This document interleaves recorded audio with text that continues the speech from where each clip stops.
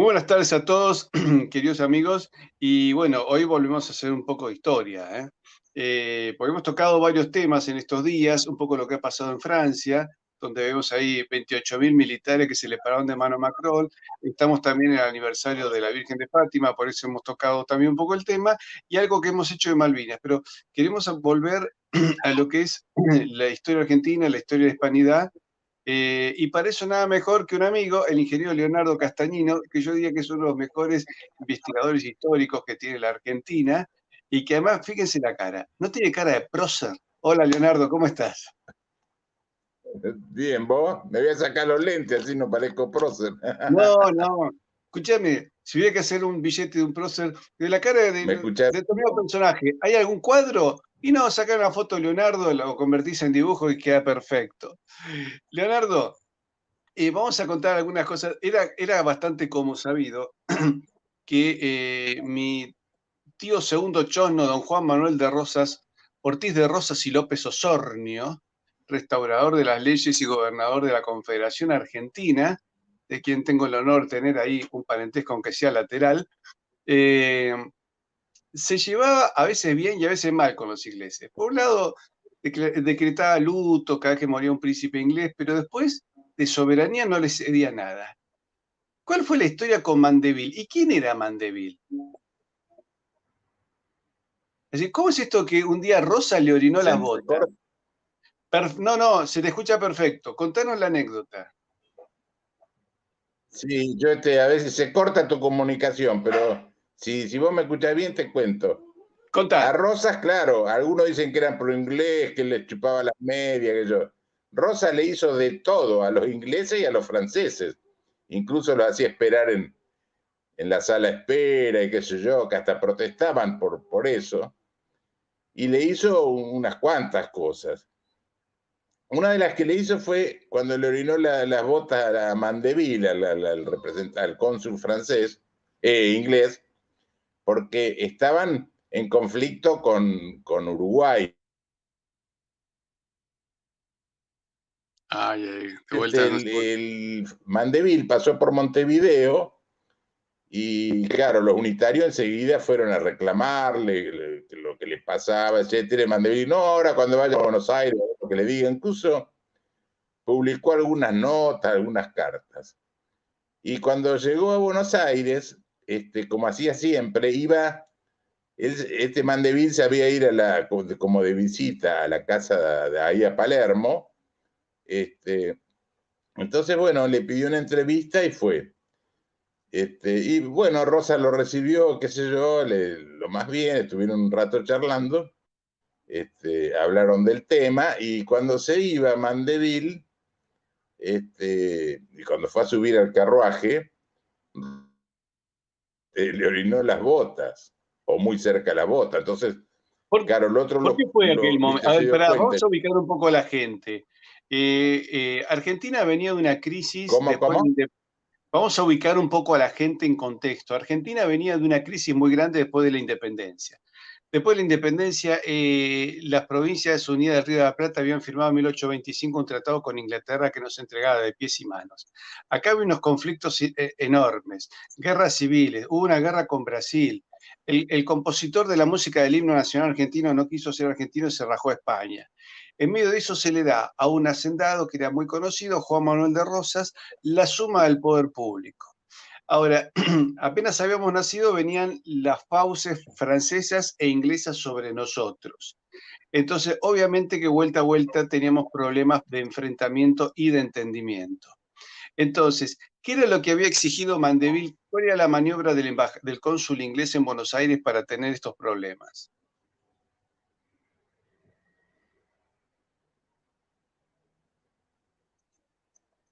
Pues está fatal la comunicación con...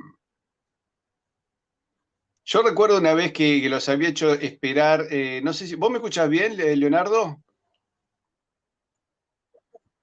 Me parece que no me Mirá, se escuchás. entrecorta, te escucho, pero de a pedacitos y se corta. Contanos cómo fue, qué fue lo que hizo el cónsul para que Rosas respondiera así.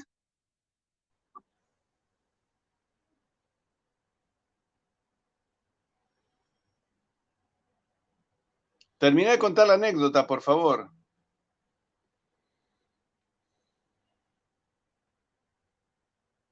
Leonardo.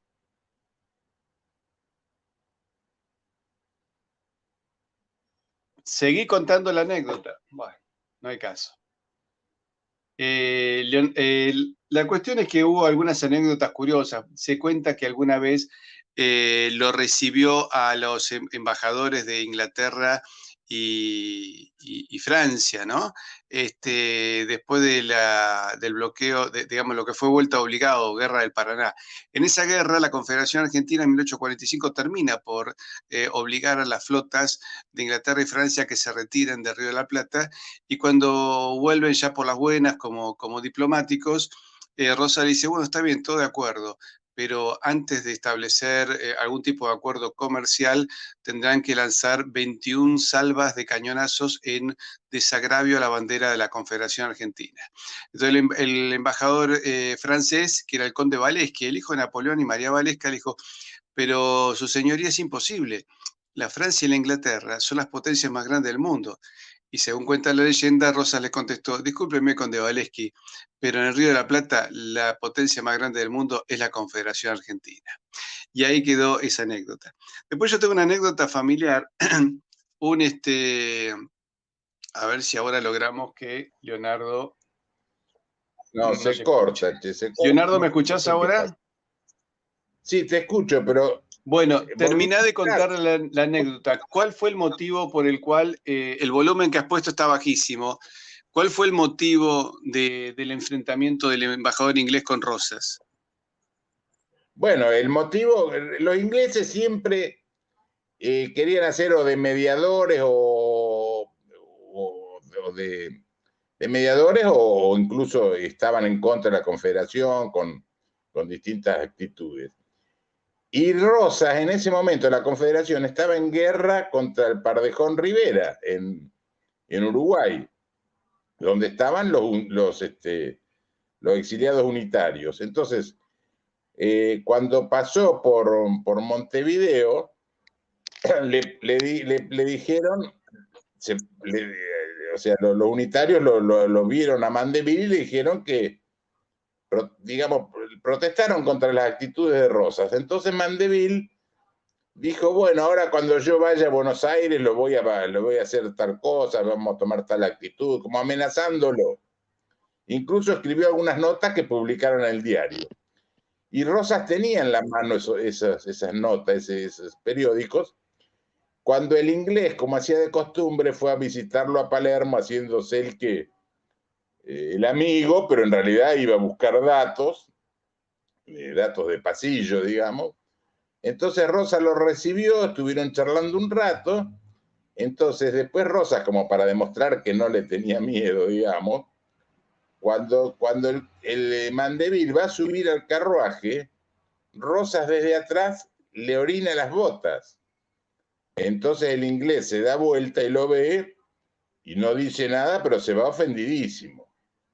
Entonces al otro día el médico del inglés lo viene a visitar a Rosas y le dice, Mr. Mandeville ayer se fue ofendido, dice, no pudo dormir en toda la noche por lo que usted hizo, dice, inclusive va a hacer una nota de protesta ante el gobierno por la actitud que tuvo usted contra él. Entonces Rosas le dice al médico, ¿pero cómo? Dice, usted es médico de él y es médico mío. ¿No sabe que yo tengo problemas de vejiga? Dice, ¿por qué no le explicó? Dice, cuando él en las reuniones oficiales, cuando Mandeville en las reuniones oficiales se rasca el traste, yo no digo nada, porque si se rasca será porque le pica.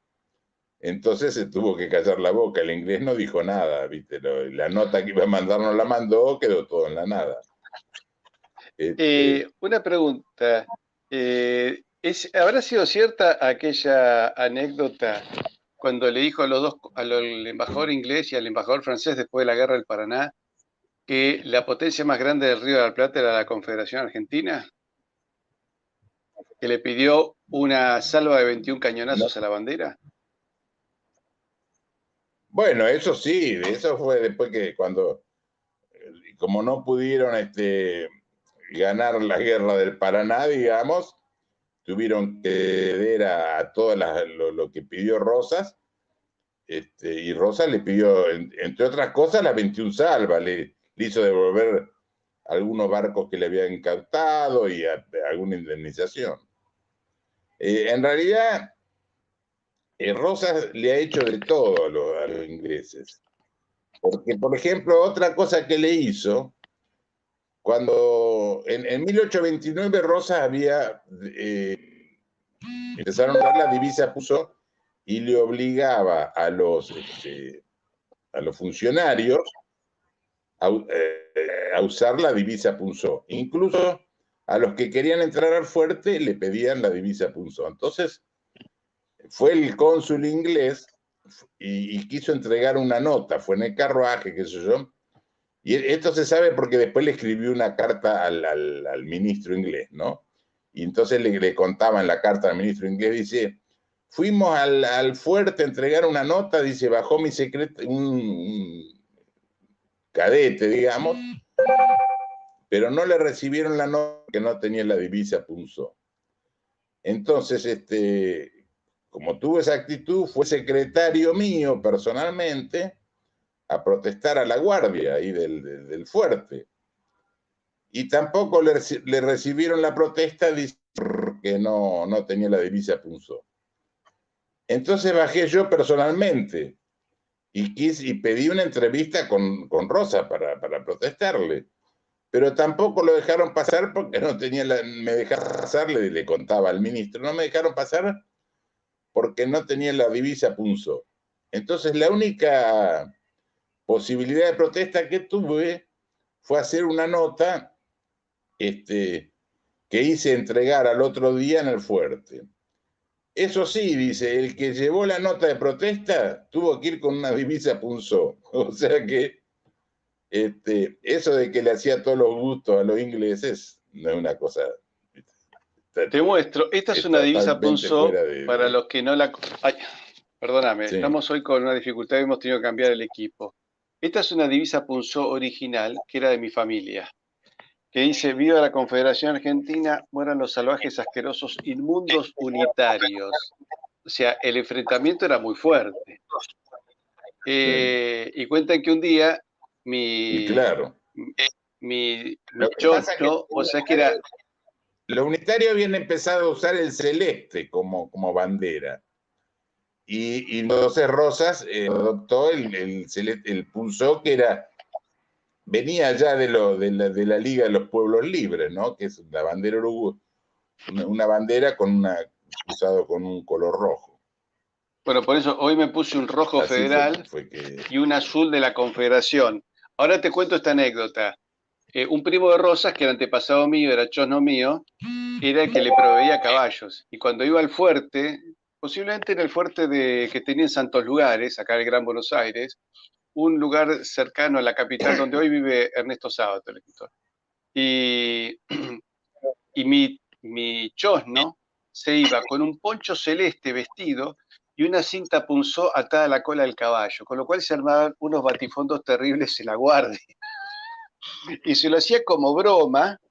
Esta es la cinta original, acá está el cartel donde está marcado por mi familia, que esta cinta la usamos a partir de 1830 en la familia. Y bueno, Rosas un día le dijo, dejate de hacer esas bromas porque mi guardia algún día va a haber uno que no te va a reconocer, no se va a dar cuenta que son mi primo y me vas a meter en un lío. ¿Cómo fue el tema del mate con los ingleses?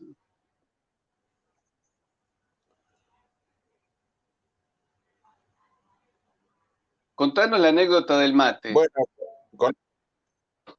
con la divisa punzó hay otra anécdota con la Madrid, porque la Madrid tenía mucho de valiente, pero era muy veleta, ¿viste? Y al otro día se daba vuelta. Y entonces la Madrid estaba exiliado en Uruguay. Y entonces incluso Rosas le pagaba el colegio al hijo de la Madrid. Y bueno, la Madrid se vino a Buenos Aires, empezó a ir a las reuniones y hacía brindis a favor de Rosas. Entonces le pidió una entrevista y Rosas lo recibió en Palermo. Y Rosas, bueno, lo invitó a comer un asado, a tomar unos mates, y cuando ya se hizo la tardecita lo despidió.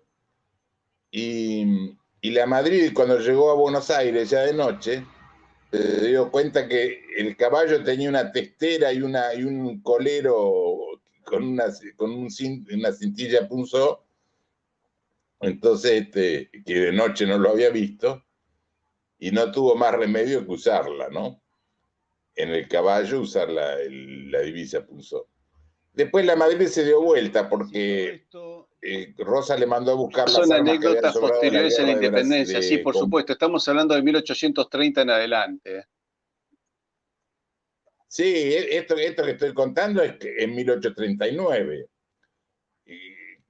había terminado la guerra con Bolivia, entonces lo mandó a la Madrid a buscar las armas a Tucumán, y ahí la Madrid se dio vuelta, le hizo la Liga del Norte con Lavalle y Paz, y se le pusieron en contra. ¿Qué pasó con los mates de Manuelita, la hija de Rosas? Bueno, la hija de Rosas tenía un maestro de piano que Rosas le reclamaba que le cobre los honorarios, y él nunca le quería decir, porque claro, no sé si no se animaba a decírselo. Entonces un día que fue, Rosas lo invitó a tomar mate, y entonces empezaba a charlar, se tomó 5, 6, 7, 8 mates, y bueno, dio las gracias para que no le sigan cebando, y dice, no, ¿cómo no me deje tomar solo? Entonces le siguió dando, llegó como hasta los 18 mates, y entonces el maestro Manuelita, que no daba más, pidió otra vez que no le cebe más mate. Dice, no, pero si está riquísimo, le dice Rosa, ¿cómo va a dejar el mate ahora? Además sería hasta una ofensa hacia mí, dice, dejarme tomar mate solo. Entonces el otro no tuvo más remedio que seguir tomando, se tomó 25 mates. Y bueno, después Rosa se disculpó que tenía que tratar de hacer unos asuntos de gobierno, y se retiró. Y el maestro de Manuelita llegó hinchado a la casa, que no daba más, se había tomado 25 mates. Entonces al otro día le llega un sobre agradeciéndole al maestro los adelantos de Manuelita en piano, y le daba en un sobre aparte, le daba 25.000 pesos. Le dice, acá le mando 1.000 pesos por cada mate que se tomó. Que dice que el profesor dijo, pucha, si hubiera sabido me tomaba 30, no 25. Así que esa fue la anécdota, la forma de pagarle al maestro de Manuelita, ¿no? Rosa Hablando de siempre tuvo comida, esas picardías. ¿cuál fue la historia con los platos de arroz con leche también? No te escuché, mira, porque se corta. ¿Cuál fue la otra anécdota con los platos de arroz con leche? Bueno, eso lo contó Mansilla, que es el sobrino de él, que vino de Europa, entonces lo fue a visitar, y ya era tarde, digamos, entonces Rosas le dijo, estoy contento porque agringado de Europa, dice. Entonces le empezó a leer un informe que él había hecho en la legislatura, que era un volumen, digamos, un libraco, y le preguntó si tenía hambre, y le dijo que sí. Entonces le hizo preparar un plato de arroz con leche, después otro, le hizo comer 7 platos de arroz con leche, de los platos grandes que usaban ahí en Palermo. Y después, mucho tiempo después, cuando Rosa ya estaba exiliado, Mansilla lo fue a visitar. Entonces, en un momento dado, Rosas le dice, ¿en qué está pensando, Lucio? Dice, no, nada. Bueno, pero ahora sí estará pensando en algo. No, dice, no. Dice, bueno, si adivino en qué está pensando, dice, ¿me va a contar la verdad? Y entonces el otro le dijo que sí. Y dice, seguro que estaba pensando en los 7 platos de arroz con leche que se comió en Palermo. Y seguramente cuando llegó a su casa, su padre le habrá dicho a la mujer, a la madre, dice, ¿no te dije que tu hermano es medio loco? Y entonces dice que Mansilla tuvo que aceptar que sí, que había sido lo que así lo habían recibido en la casa. O sea, cómo se habían, Rosa había adivinado lo que el cuñado de él había dicho, ¿no? Hay otra anécdota interesante que es con Eusebio y Biguá, con los ingleses. Contanos quién era Eusebio. Eusebio era por eso, Eusebio era un soldado, digamos, un miliciano, que no tiene ningún grado, pero en una batalla por defenderlo a Rosas, le habían pegado un hachazo en la cabeza y había quedado medio loco. Entonces, Rosas lo adoptó, digamos, vivía en Palermo, se sentaba en la mesa, Rosas lo llamaba el conde de Palermo, el conde de toda la banda oriental, su señoría, le decía de todo, y lo usaba para divertirse, incluso para cargar a los amigos o incluso a los enemigos. Por ejemplo, una vez un obispo fue a protestarle y él lo sentó en la mesa al obispo, lo sentó junto a Eusebio, y Eusebio estaba disfrazado de obispo y lo presentó como el obispo de las Balchitas. Y entonces lo usaba a Biguá así para divertirse, se reían como locos. Estaba Eusebio y tenía otro parecido, así con la misma mentalidad, que era Biguá.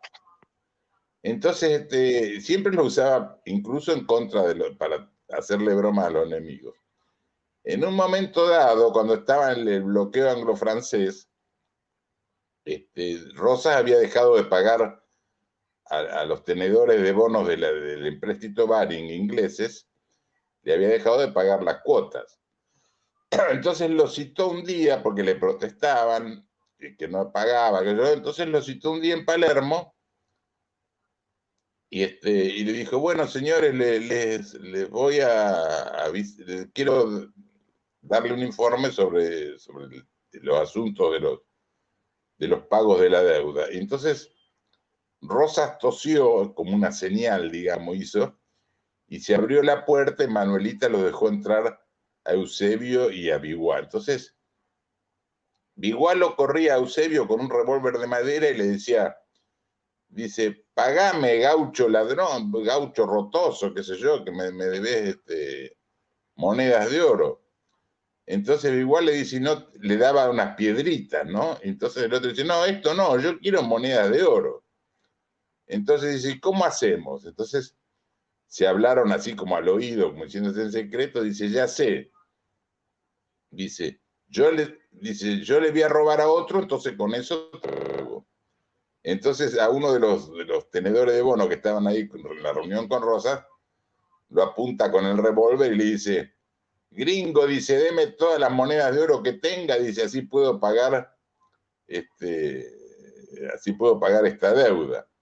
Y bueno, y algunos se rieron así de medio de mala gana. Entonces ahí Rosa cortó la conversación y dice, bueno, no, bueno, basta, retírense, que yo quien les dio permiso, bueno, lo saca de la reunión. Entonces Rosa siguió hablando y dice, bueno, como había dicho, le vamos a empezar a pagar ni bien podamos, qué sé yo. Dice, así que a partir de mañana pasen por la tesorería, así les empezamos a pagar las cuotas. Entonces, bueno, todos lo felicitaron, etcétera.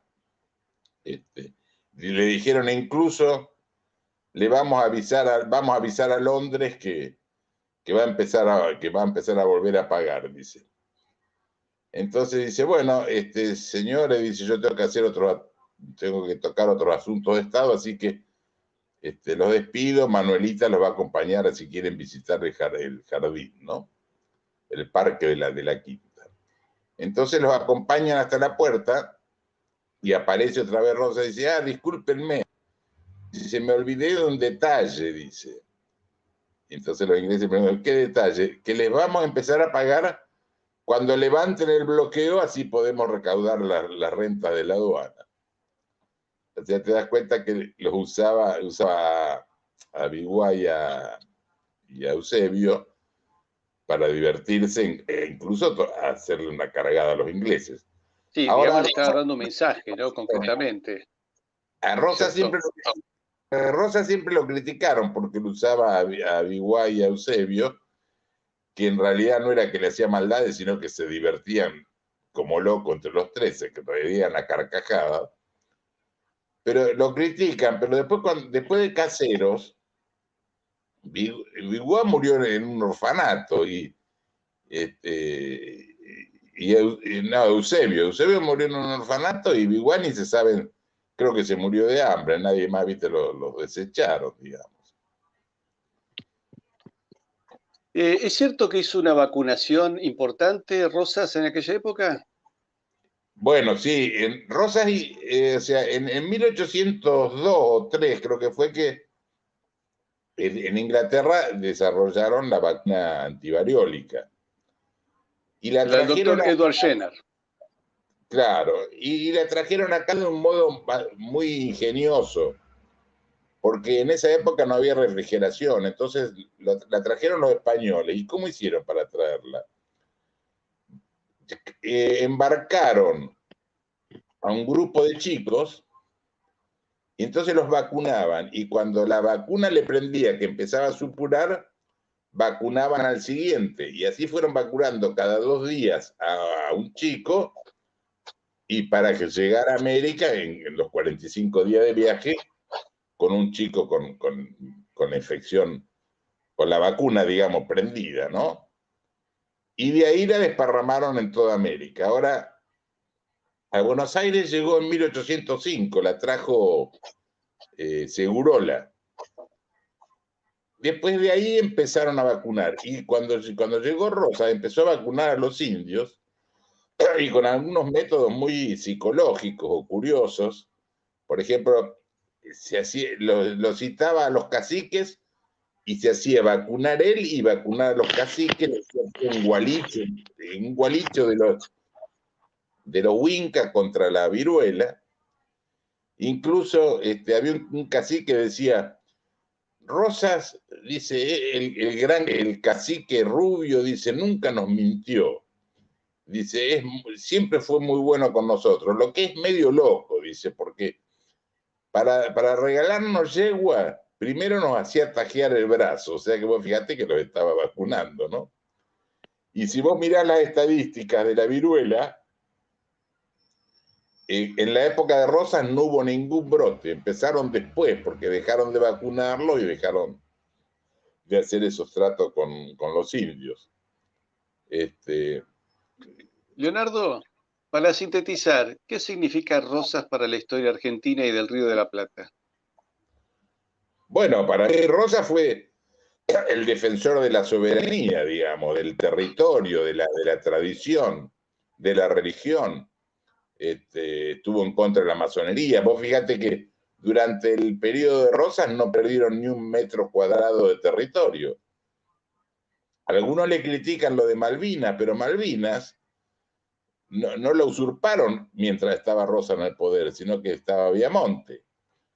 Después tuvieron que venderle cuadra para pagar la deuda externa, así que Rosa no tenía ni cómo recuperarlas. Sin embargo, en las escuelas se enseñaba que las Malvinas eran argentinas, en la legislatura todos los años lo reclamaba. Inclusive algunos dicen, sí, Rosas quiso venderle las Malvinas a los ingleses o entregársela por la deuda del empréstito Baring. Y no fue así. Lo que hizo Rosas, que estaba de representante en Inglaterra, estaba Manuel Moreno, el hermano de Mariano. Entonces le dijo, usted ofrézcale como cosa suya que nosotros le entregamos las Malvinas si nos perdonan la deuda.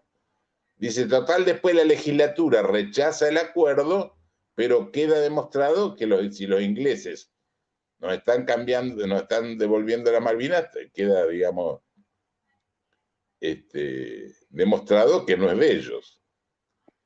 Así que esa fue lo que iba a hacer. Por supuesto que los ingleses, que no son, no entraron por el aro, digamos, porque con los años de diplomacia que tienen no lo aceptaron, pero eso fue, no es que le quiso devolver, que le quiso pegar las Malvinas. Leonardo, te agradezco muchísimo todas estas anécdotas sobre Juan Manuel de Rosas, porque es un personaje que sobre todo digamos, el pueblo español no lo conoce, pero de alguna manera el espíritu de los federales de Juan Manuel de Rosas es mutatis mutandi similar al espíritu del carlismo español. Es decir, es el amor por la tradición, es el amor por las cosas nuestras, el amor por la religión, por las buenas costumbres, por los buenos principios, por la cultura, que son las bases necesarias para la supervivencia de un país. Lamentablemente, tanto en España como en Argentina, se han olvidado todos esos valores. Nos hemos sujetado, acá nosotros desde 1825, y España ya desde el reinado de Isabel II, cuando acepta la desamortización de Mendizábal y ya el ingreso de la banca Rothschild en España.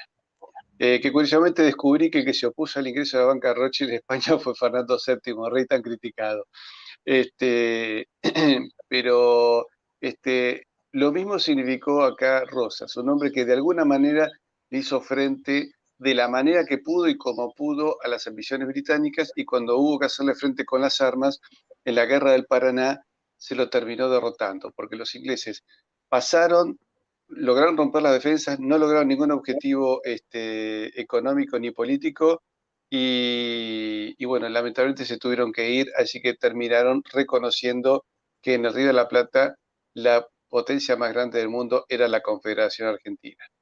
Leonardo, Sí, discúlpame, yo en los libros que escribí, los dos de Rosas, la Guerra Paraguay, etcétera, dejo en claro eso, porque vos fíjate que la lucha de unitarios y federales no era solamente si el poder estaba en Buenos Aires o no. La verdadera diferencia que había entre ambos era culturalmente. Los federales eran los defensores de la patria, de la tradición, incluso hasta de la religión, religión o muerte, decía Quiroga, o la Santa Federación. En cambio, los unitarios eran los admiradores de la Revolución Francesa, de lo extranjero. Dice, ¿qué importa la nacionalidad? Nosotros somos ciudadanos del mundo, decía Alberdi. decía, mi patria es el comercio, decía Alberdi, ¿no? ¿Cómo? Mi patria es el comercio, decía. Claro. Y bueno, los españoles son caballeros medievales. En cambio, los ingleses son mercaderes, que no tienen nada que ver con los caballeros. Sí, y han sido mercaderes a partir del latrocinio, porque con ese espíritu de caballeros medievales, España construyó una civilización y acá se vivió mejor hasta que triunfaron justamente los contrarios. Los unitarios, los que hablaban de libre comercio, los que se llevan la boca con libertad, terminaron siendo sanguinarios con el pueblo argentino, y lo mismo hicieron en España. Así que así como los españoles gritaban Santiago y Sierra, España, nosotros debemos gritar junto a ese mismo grito, viva la Santa Confederación. Leonardo, te mando un abrazo. Bueno, muy bien. Lo mismo para vos. Muchísimas gracias por estas anécdotas, realmente nos hemos divertido muchísimo, y ya te convocaremos para que nos sigas contando anécdotas de la historia argentina. Les recomiendo a todos que busquen La Gaceta Bueno, Federal en el sitio web para seguir los artículos de Leonardo Castañino. Busquen todos los libros de Leonardo Castañino sobre Rosas y el Paraguay. Hay uno que se llama La historia del dulce de leche, que es muy divertido, y es un hombre que conoce muy bien qué pasó en la Argentina Y más de una vez hemos hablado sobre cómo el desastre de los Libertadores nos llevó a un pozo sin fondo del que todavía no hemos salido. Así que, queridos amigos, si les gustó nuestro programa, les pedimos que se suscriban. Aquellos que puedan colaborar con el canal lo pueden hacer en comunidadhispanista.com.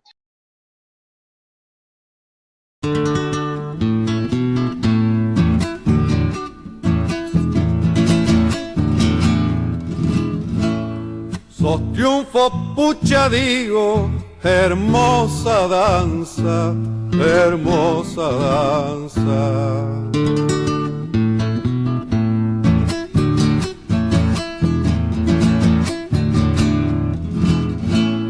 Naciste a campo abierto, tiempos de lanzas, tiempos de lanzas.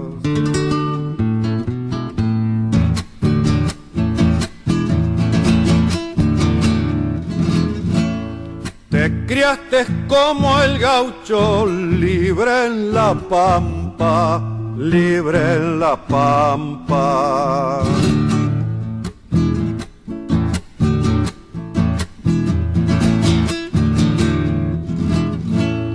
Y entraste al poblado con briosa estampa, con briosa estampa.